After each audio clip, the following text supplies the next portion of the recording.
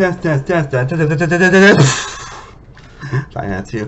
What's going on, guys? Samuel One World from Samuel One World Productions here, back with another top 20 for you guys today. And now we're going to talk about what I think are the top 20 best movies of 2017. Yes, I'm actually going to do a top 20 for this, along with 2018 and 2019, because, well, those are the years I saw actually the most movies, honestly. So, and there were so many fantastic movies that came out on all three of those years, honestly. So, this was the case where I thought it makes sense to actually do a top 20 just for those years. And those are honestly like my top 3 favorite years of the decade, honestly. And there were so many incredible movies that came out that year that I figured, why not do an actual top 10? Why not instead of doing a top 10, let's do a top 20. So, I hope you enjoyed that. I hope you all don't mind that.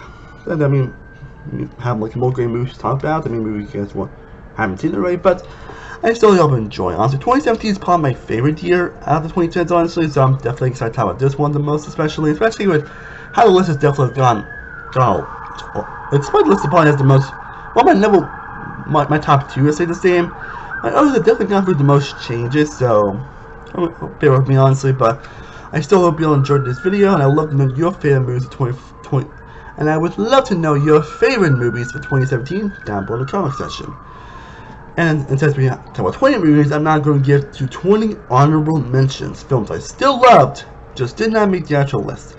And the honorable mentions are Beauty and the Beast, the It 2017 remake, Phantom Thread, Molly's Game, Stronger, Kingsman: The Golden Circle, Brad Status, Logan Lucky, Wind River, Girl Strip, Megan Leavey, Captain Underpants, yes, I'm including Underpants here, I know, The Fair the Furious, The Black Coat's Daughter, Colosso, Power Rangers, The Shape of Water, I, Tonya, Jumanji: Welcome to the Jungle, and the film that just barely missed my list, Good Time. We got all amazing movies, and some that are pretty great, some I actually got back to often. That just proves how great these series that they did not make the actual list, but let's get to the actual top 20, shall we? Okay, we got 20 minutes to talk about, so let's get straight to it. Kicking out the list at number 20, we have Spiderman Homecoming, which was number 20 when I actually did this list 2017, and it still is number 20, honestly. It definitely bumped on the list, and it's definitely still on the list. I think it kind of was off the list at one point. Again, I always go back and forth between a lot of these lists, but Spider-Man Homecoming, well, after rewatching it, honestly, for an MCU rewatch series I've been doing, where I've watched a lot of the MCU shows and movies, Spider-Man Homecoming ends up being on the list, especially when you look at some of the events in the movie and we look at what happens in No Way Home. It makes this movie a lot more impactful, and some elements a lot more impactful. I mean, Tom Holland's great. I like the different directions to try to go with this character. I like how sparingly they used Iron Man here. Again, Vulture, one of the best villains of the MCU. Again, a John Hughes coming-of-age story set in the MCU that's very impactful, very heartfelt. Has a really nice supporting cast that definitely do as well later in other movies. Just genuinely hilarious and heartfelt moments that put a look on my face and leaves you feeling warm and emotional. Along with having a really surprising twist to it as well. Nobody really saw it coming. So yeah, Homecoming. Yeah, I know people have issues with the Tom Holland movies, but honestly, I never had an issue with these movies. They're just simple, great, and awesome movies that really still embrace what makes Spider-Man, well, Spider-Man. So that's all I care about. So yeah, Spider-Man Homecoming ends up being on the list. At number 19, we have M. Night Shyamalan's Split. The film that basically brought M. Night Shyamalan back, and well, Visit definitely did that. Yeah, Visit kind of telling you what's the true return for him. I think Split was like, whoa, this guy's back. But yeah, Split, again, a film that was always back and forth between the actual list, but after multiple watches, I decided to end up including on the list. And there's definitely a lot to love about this movie, honestly. Well, yeah, I still do find that two of the female sport friends of Anthony Joy's character to be kind of boring. They don't really break down that movie, honestly. Anthony Joy is also great and fantastic here. James McAvoy is just flat out a phenomenon in this movie. Like, he's part of the reason to see this movie, concerning a lot of different characters and personalities that he ends up portraying throughout the movie. Like the fact he was able to go instantly back and forth between some of them is just goddamn insane. And it's thrilling, tense, terrifying, and some really crazy moments that happens throughout. And of course, the ending of it being basically an Unbreakable spin-off, it's in the Brigsby universe was like, holy shit. So yeah, Splits definitely belongs on this list. Now, at number 18, we get to another pretty underappreciated movie. That is Only the Brave. I mean, I felt that was definitely was teetering a little bit on mentions, but enough my side to end up clearing the list because of its pretty emotional story. And after watching it a few times in the last couple of years, I was like, damn, this movie delivers. It's movie that tells the story of the Grant Mountain Hotshot, which is a crew of firefighters that end up lost a lot of its members during a big fire that happens, and this film is basically dedicated to that. And it's really that itself is what makes it on this list, because it's a tribute to the subject, tribute to the families and what goes on throughout the movie, and how these like real characters are going to go through and everything. But now you got really good actors here. You got like Jeff Bridges, Jennifer Connelly, and McDowell, and of course Miles Teller, who continues his acting chops here, and Josh Brolin, who gets a really underrated performance actually. And again, when the actual fire stuff happens, like, it's one of the most harrowing sequences of the entire year. Like, it's just like, whoa. And also the actual fire effects are fantastic, and when that whole thing happened, it's actually pretty emotional, and you end up feeling a lot for what happens here. And the way the film tributes and honors the families and the guys that have lost their lives through this whole fire and everything, it's pretty powerful. And so it's one of those true story movies that really does honor what goes on, and it makes for a pretty impactful experience. So yeah, I am having to include Only the Brave on this list. Now at number 17, we get the film I actually almost forgot to actually not include on the actual list, honestly, which was kind of surprising, honestly. But again, I decided to include Brawl in Cell Block 99, which a film that kind of came out of nowhere, and I didn't even know about it until I saw a couple of people talk about it. I was like, I figured I'd watch it myself, and like, whoa, this is one hell of a movie. Because it's like a prison film starring Vince Vaughn, Jim Carter, Don Johnson, and it's based about a guy who basically goes back to drug trafficking to help his family, and he ends up going to, and something happens that has to go into a security prison. Prison, and must deal with a lot of stuff that happens. That's really all I'm going to say about the story, honestly, because the thing to watch, because honestly, I'm going to say this. Vince Vaughn is why you should watch this movie. Of course, Vince Vaughn is known for being a very comedic actor, and has done do some serious stuff in the past, but holy shit, he delivers the performance of his career in this movie. Proof that the guy that is known for being like, have his career kind of go downhill as a reason before this movie came out, and having a comment state that's like, yeah, that's just being like, you know, how he is. He proves that when he takes dramatic stuff very well, he owns it. Like, the emotion, the intensity, the brutality. He just kills it so goddamn much here. Yeah, he gives the performance of his career one of the best performances come out of the year. He is just absolutely incredible in this film, and he's why to watch this movie, because film definitely has a very interesting tone. It has some pretty brutality moments, some pretty badass moments. Also having Jennifer Connelly deliver one of her best performances as well. It's a movie that you should just see for yourself, honestly. I also recommend checking out Dragon's Concrete, director's other movie that came out in 2019, and I still have not seen Bill Tomahawk. The film does it for this, so. But the guy definitely is one director to look out for, that's for sure. Also, side note, honestly, I wish I had Dunkirk in number 17, but now it probably wouldn't have been in all the mentions, honestly. It probably would be number 21. I probably would include it in the honorable mentions now, so. Figure it out. But anyways, number 16, Wonder Woman. Yes, Wonder Woman still ends up being on the list, honestly. A film that really is one of the most surprising movies to come out this year. I'm pretty sure it was for a lot of people, because obviously, you know, this movie just, DC was definitely on a weird run during this time, but this proves that once they go on telling, like, you know, individual stories, that's when they usually nail it. And they do nail it here. Here, but Gal Gadot delivering her best performance as the character, delivering pure emotion on this character, having it be like a kind of fish out of water coming of age story for Diana Prince, and do very well on her character, having a really nice back and forth between Chris Pine and Steve Trevor throughout the movie. The whole Amazonia is really well built up. You know, the effects are pretty good, the action sequences are fantastic, the directing is great. May go a little off the rails in the third act, but it's not like bad off the rails, honestly, and it still has some pretty emotional moments throughout the movie. It's definitely a superhero film I really got back to very often, and I still do enjoy coming back to this movie. It's definitely still one of the best movies in the DCU. I mean, it's not saying much, but hey, it's still a great movie. Here on the list at number 15, we have The Big Sick, a romantic comedy starring Kamal Nanjiani and Zoe Tana, Holly Hunter, and Ray Ramone. The film basically deals with a racial couple, basically deals with a lot of cultural differences, and then when one becomes ill, he basically ends up dealing a lot about his racial stuff and what goes on. And the movie just does what you want from romantic comedy, just in a very different light, honestly. It's delivering so many back and forth, so many charming, hilarious moments. You can't help but smile and enjoy it so much. Again, Kamal Nanjiani is a comedic legend here, and he delivers that here.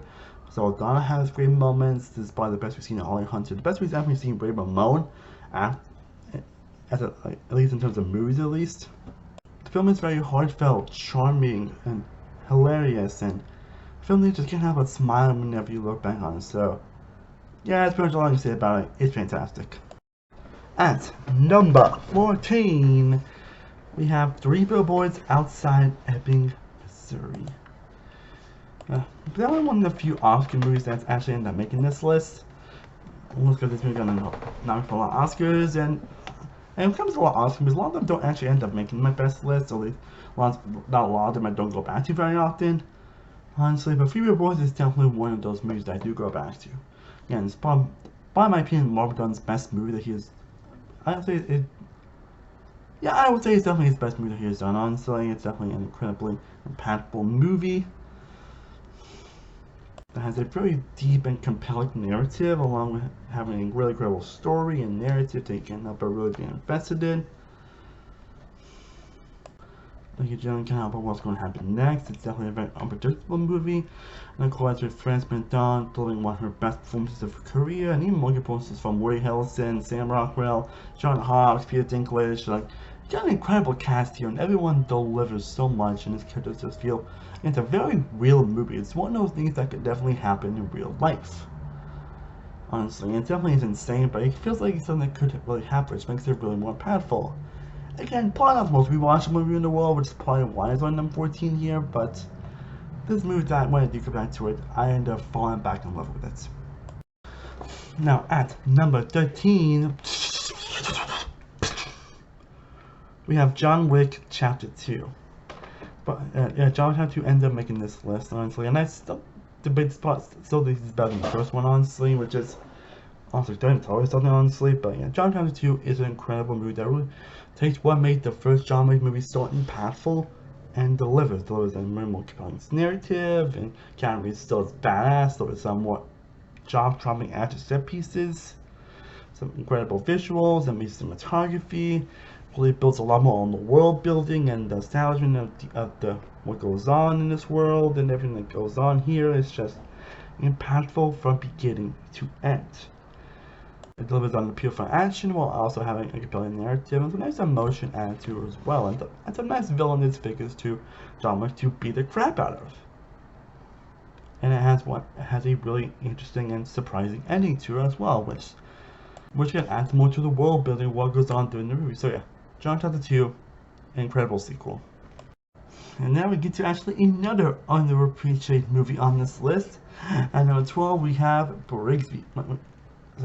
It's a different movie. At number 12 we have Ingrid Goes West, which is another pretty underappreciated movie that I never wanted to watch for a while, honestly. But when I got to watch it, obviously, it ended up being on this list, honestly. The movie basically stars this girl named Ingrid, played by Aubrey Plaza, who is one of those people that basically is like obsessed with social media. She's one of the people that is just really obsessed and kind of stalking on social media, and she basically ends up moving to another state to be this other celebrity played by Elizabeth Olsen, and she basically tries to become her friend, and she goes through some very odd ways, but yeah, by all that, you still actually care about Ingrid. You still want to see one thing she really would go, honestly, like, which was kind of interesting. And a lot of that is thanks to Aubrey Plaza's performance in the movie, which is a lot more subdued, but when she goes insane, she really nails it. Like, this is definitely proof that when Aubrey Plaza went at her A game, she is at her fucking A game. It's definitely also one of Elizabeth Olsen's other performances as well. You know, you got the actors that play Mantis is also pretty well green as well. Billy Meganston, Wyatt Russell, and also a Sheen Steely performance from O'Shea Jackson Jr. I think this was the film that, along with Round Cup, and as a result, I probably forgot to put Round Cup in my 2015 video, but honestly, it probably would have been all mentions anyway. But anyways, O'Shea Jackson Jr. Sean Steely here as well. Goes for a really interesting, has a really good message about social media, but not being too overbearing about it, showing the good enough and that pretty much shows the good sides and kind of the bad sides of it as well, which is definitely makes it very compelling. Well, and has one of the most interesting, unique endings out of any of these movies. So yeah, if you've not checked out this movie, I would definitely recommend. It's definitely an odd movie, but it does have some really hilarious moments, incredible messaging, and fantastic performances. Again, especially for O'Shea Jackson Jr., who has some highly hilarious moments. And now we get to another MCU movie at number 11, that is Thor Ragnarok. Again, what can I still say about it? I think I've talked about this movie a lot on this channel, but Thor Ragnarok I think it still is a fantastic movie that's hilarious, charming, upbeat, delivers on the humor, one of the funniest MCU movie to date. Takes directors in more interesting directions. It's probably the best we've seen of Hulk in the MCU, and probably Hulk in general, honestly, throughout these movies. Okay, the visuals are great, Tessa Thompson is great, Jeff Goldblum is great, Stan Lee cameo is great, the whole fight is fantastic. What else can I say? Okay, now we're getting to the top 10 of 2017, and as it says in one movie, most of my top 10 is basically mostly the same ones. There's like one film that did obviously rose out the list, but I thought most of my picks are pretty much the same. The order was definitely a bit shaky. I'll say my 10 through 8 for number 3, like my top 2 were pretty much still definitive. My 3 to 10, I'll say most of my 2 to 8, I went so back and forth on what exactly to put. I know the movies just what order. But anyways, coming in at number 10, we have the Lego Batman movie. And it's pretty fortunate that the Lego movies basically kind of went downhill, honestly. Of course, we had the Ninjago movie, which was just fine, honestly, and I definitely love the Lego movie too, but after that, people were just tired of these movies already. But honestly, it's still just a Lego Batman movie. I think it's still great. I think it still holds up pretty well, especially like this is a movie that basically is made for Batman fanatics. Like, I think that they won't get a lot of references, a lot of the crazy hijinks they'll go in this movie, but it definitely works.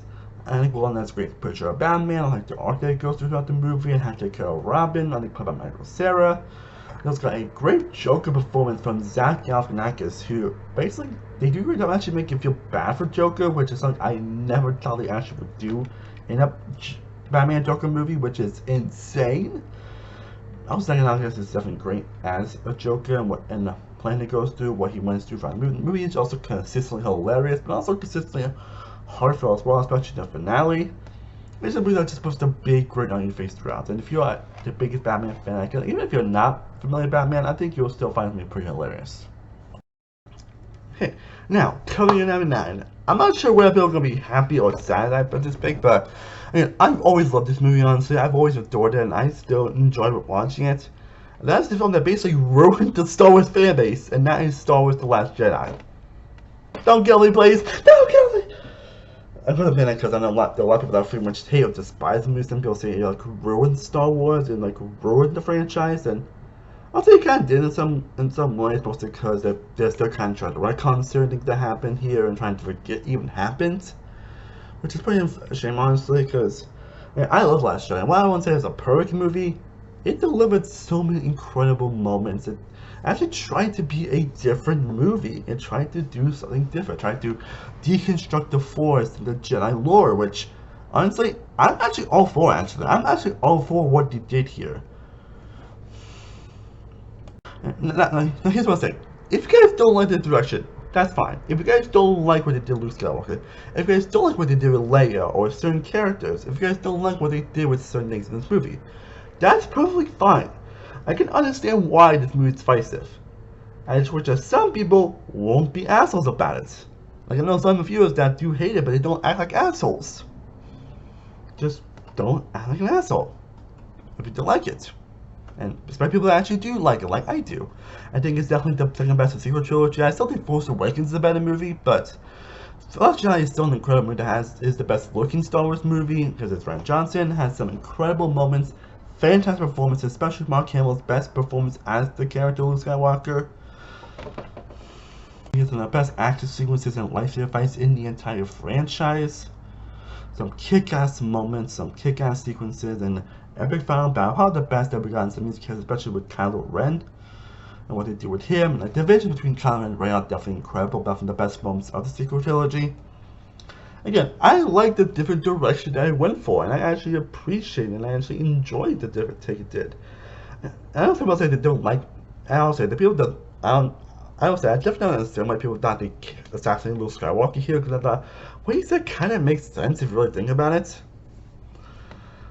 in terms of the Force and everything. So I do appreciate that direction. Honestly, it's fortunate they kind of retconned that Last Skywalker, but I definitely do appreciate that direction and some of the aspects they went through. How I was like, I like Rose. I like Rose as a character. I didn't even like the side plot they went through honestly with him and Finn. Obviously, Finn's definitely not the best character here, but at least he's still fun to watch. So, there's so much you can say about The Last Jedi. Why I think sometimes people are overreacting. Again, if you only move, that's fine. If you don't look at that's fine. Just don't be an asshole about it. Just don't attack the director. Don't attack the actors involved. But true, there's so much you can say about Last Jedi. I could say like a whole video defending it, but I'm not sure I want to. But yeah, Last Jedi, still fantastic. Now, coming in at number 8, we get to probably one of the best A24 movies, honestly, and that is The Disaster Artist. Now, 2017 is when I actually started to appreciate more of A24 movies, and Disaster Artist was definitely one of those movies. Again, a movie that basically tells the story about what happened with the room and the filming of the movie, and about just two people wanting to make a film, and of course, that leads them to basically making what's probably the best, worst movie ever made. And developing the mysteries of Tommy Wiseau and who he is and how he got like, what he does and everything. And then kind of got James Franco just owning Tommy Wiseau. Like he really gets the mannerisms of Tommy Wiseau to the T. I just thought that I wish he should have got an Oscar nomination because he absolutely delivered. Some of the mannerisms. Dave Franco, I think that's pretty underrated in terms of I think people were talented Franco, but I thought he was great here as well. I think that's just in general pretty well done. I like how they developed the characters, and the movie feels like more of a celebration of the room and more celebration of filmmakers in general than just like a mockery. Because while they do have those moments, they're more just more celebratory. It's heartfelt, hilarious, charming, and just an all-around fun an incredible movie that I always enjoy coming back to. Now, coming in at number 7, it's a film that basically had gone up on my list. A film I always really loved, but I feel it's gone so high up the list, especially very recently. And now, my friends, it's Guardians of the Galaxy Volume 2. Which I think is my least favorite of the 3 movies, but honestly, I still love Volume 2. I've always loved Volume 2. I've been kind of back and forth with my rating for a bit. I won't lie, mostly because of some aspects of the movie. But I feel after more thinking about it, also after seeing Volume 3 and what happens, definitely makes me appreciate this film so much more, and makes some moments feel incredibly impactful, especially pretty much everything involving Rocket here, or how to develop his character, how much the actual tendencies here definitely feel a lot more understandable and stated, especially with like what Yondu and the prison stuff throughout the movie. And it's also the fact that Yondu gets a lot more time to shine here. While I've always loved Yondu in the first movie, this is probably where he gets a lot more time to shine. Mike Brooker especially delivering and one hell of a performance. I think the humor is still great. I think they're still finding good balance and everything. It's definitely a film on my meat spirit and team kind of separate, but I definitely didn't mind it, honestly. I definitely didn't mind Ego at Kurt Russell's Ego. Honestly, I think Ego's honestly a pretty underrated villain, actually.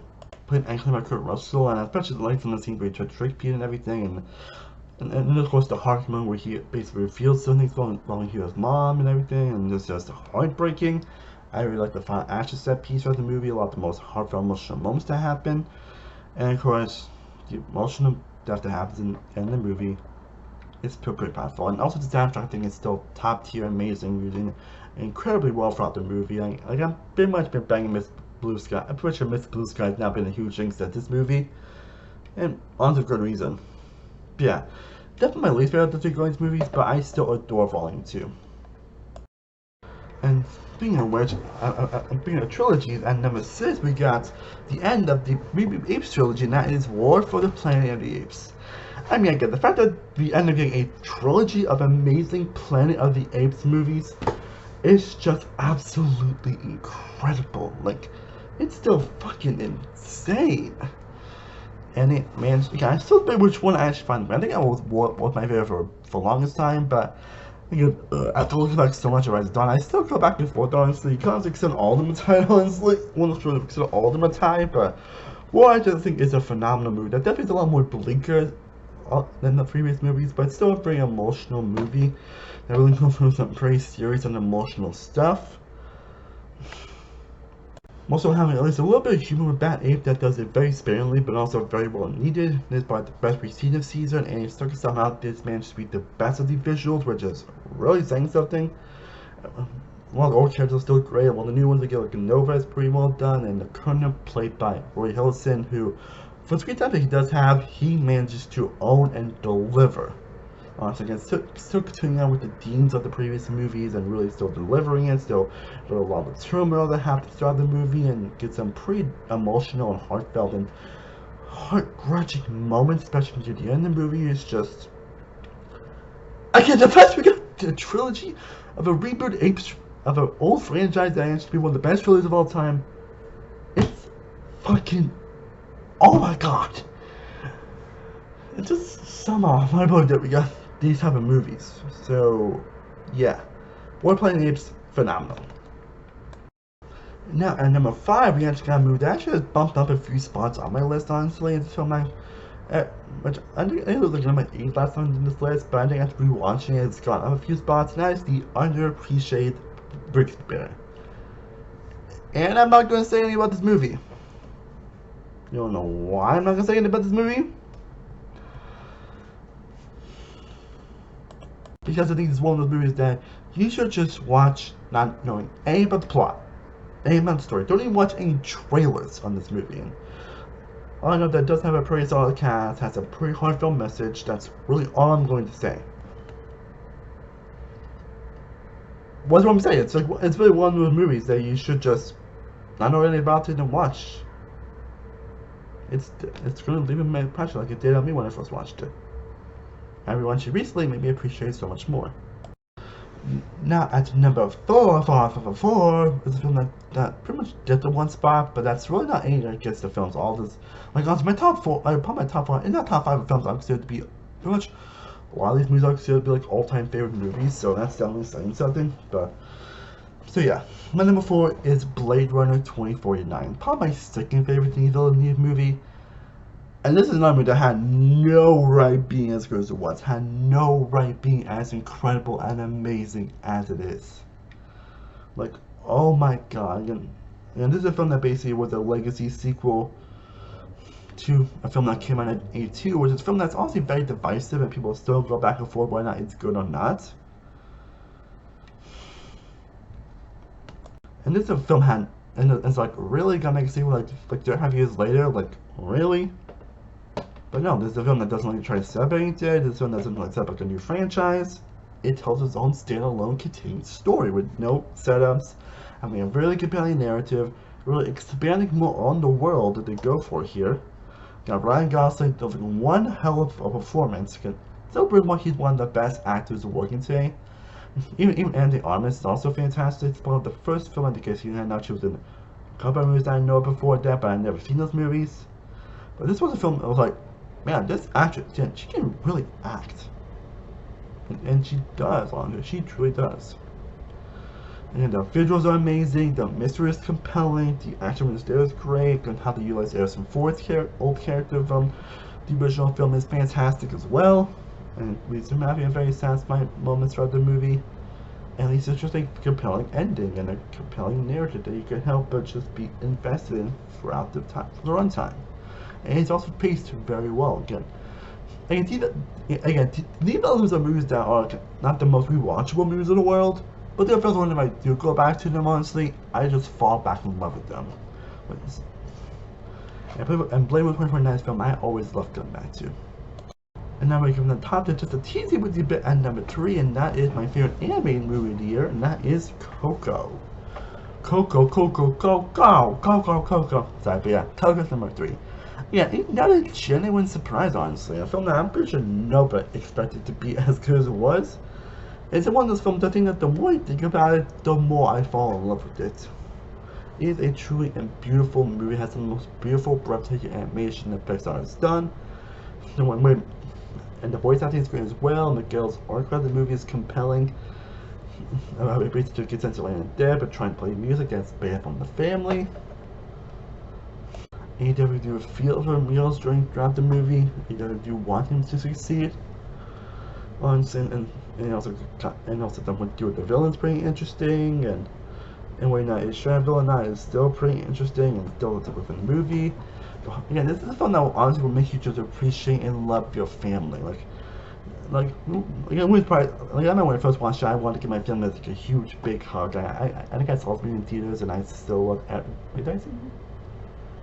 Anyway, I love every second in this movie. It has some breathtaking music, some incredible visuals. Again, the memory song is breathtaking. That moment of all that song in the end. It's definitely one of the most emotional scenes that Pixar has ever done.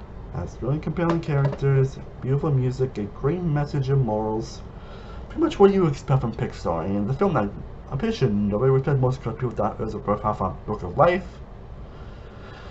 But I absolutely adore Coco, and I still love coming back to this movie.